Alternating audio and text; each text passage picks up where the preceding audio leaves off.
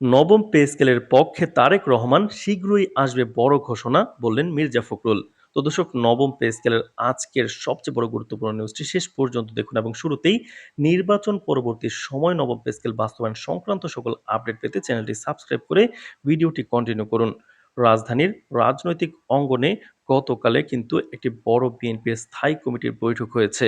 দলের শীর্ষ নেতাদের উপস্থিতিতে অনুষ্ঠিত এই বৈঠকে মূল আলোচ্য বিষয় ছিল নবম পে স্কেলের প্রয়োগ এবং সরকারি কর্মচারীদের জন্য সুবিন্যস্ত বেতন কাঠামো গঠন। বৈঠকের শেষে মহাসচিব মির্জা ফখরুল ইসলাম আলমগীর সাংবাদিকদেরকে জানান, তারেক রহমান নবম পে স্কেল প্রয়োগের সর্বোচ্চ গুরুত্ব দিচ্ছেন। তিনি বলেন, তারেক রহমান ইতিমধ্যেই আমাদের সরকারের সর্বপ্রথম প্রাধান্য হিসেবে পে স্কেল বাস্তবায়ন নিশ্চিত করবেন। শীঘ্রই আমরা এই বিষয়ে বড় কোনো প্রত্যাশা ঘোষণা আশা করতে পারি। তো দর্শক, বৈঠকে উপস্থিত সিনিয়র নেতারা জানান, নবম পে স্কেলের প্রণয়ন প্রক্রিয়ায় ইতিমধ্যেই নানা ধরনের প্রস্তুতি শুরু হয়েছে।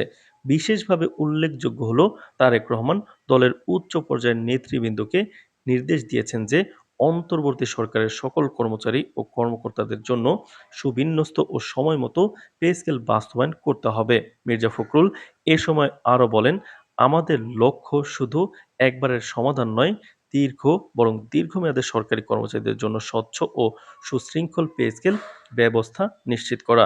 রাজনৈতিক বিশ্লেষকরা বলছেন, নবম পে স্কেলের প্রয়োগ নিয়ে এই ধরনের পদক্ষেপ দেশের সরকারি চাকরিজীবীদের মধ্যে ইতিবাচক প্রত্যাশা সৃষ্টি করবে। এটি শুধু অর্থনৈতিক নয়, সামাজিক দিক থেকেও গুরুত্বপূর্ণ। কারণ সরকারি চাকরিজীবীদের স্থিতিশীল আয় এবং সম্মানজনক বেতন কাঠামো তাদের জীবনযাত্রার মান উন্নয়নে বড় ভূমিকা রাখে। তারেক রহমানের কাছে পাওয়া তথ্য অনুযায়ী পে স্কেল বাস্তবায়ন কমিটি ইতিমধ্যেই গঠিত হয়েছে এবং তারা ৭ দিনের মধ্যে গ্যাজেট তৈরি করে কার্যকর করার প্রস্তুতি নিচ্ছে।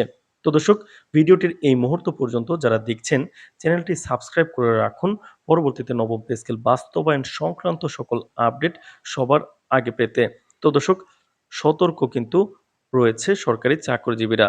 আর সূত্রের মতে, নতুন পে স্কেল কার্যকর হলে দেশের সরকারি কর্মচারীদের বেতন কাঠামোতে যুগান্তকারী পরিবর্তন আসবে। এটি শুধুমাত্র মজুরি নয়, বরং গ্রেড সংখ্যা ও পদের পুনর্বিন্যাসের মাধ্যমে সরকারি সেবার ক্ষমতা বৃদ্ধি এবং প্রশাসনিক স্বচ্ছতা নিশ্চিত করবে।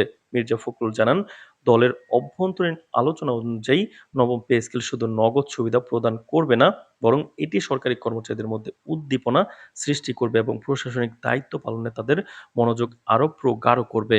পেশাগত ও রাজনৈতিক বিশ্লেষকরা বলছেন, নবম পে স্কেল কার্যকর করা হলে দেশের সরকারি চাকরিজীবীদের আয় ব্যবস্থা স্থিতিশীল হবে, যা দেশের অর্থনীতিতে সরাসরি প্রভাব ফেলবে। এটা কর্মক্ষেত্রে উৎপাদনশীলতা বৃদ্ধি, আর্থিক স্বচ্ছতা নিশ্চিত করা এবং প্রশাসনিক ব্যবস্থার গতিশীলতা উন্নত করার ক্ষেত্রে গুরুত্বপূর্ণ ভূমিকা রাখবে। বিশেষভাবে উল্লেখযোগ্য যে তারেক রহমান এই বিষয়ে সকল নিয়ম কানুনের প্রতি গুরুত্বারোপ করেছেন, যাতে কোনো ধরনের অনিয়ম বা বিলম্ব না ঘটে।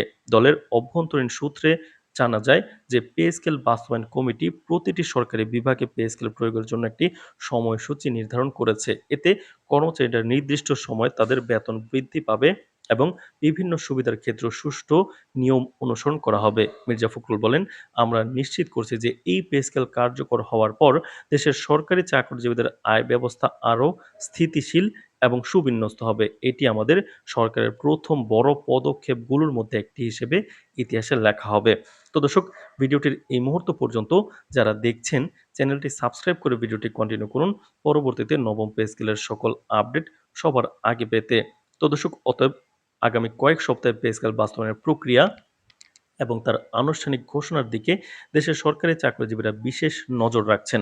নবম পে স্কেলের এই উদ্যোগ রাজনৈতিক প্রেক্ষাপটে একটি শক্তিশালী বার্তা দিচ্ছে যে দলের নেতৃত্ব সরকারি কর্মচারীদের কল্যাণ এবং দেশের প্রশাসনিক স্বচ্ছতার দিকে গুরুত্বারোপ করছে।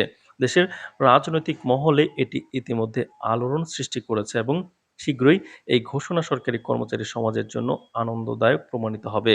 তো দর্শক, ভিডিওটির এই মুহূর্ত পর্যন্ত যারা দেখছেন, চ্যানেলটি সাবস্ক্রাইব করে রাখুন পরবর্তীতে নবম পে স্কেলের সকল আপডেট সবার আগে পেতে। আজ এ পর্যন্তই। ধন্যবাদ।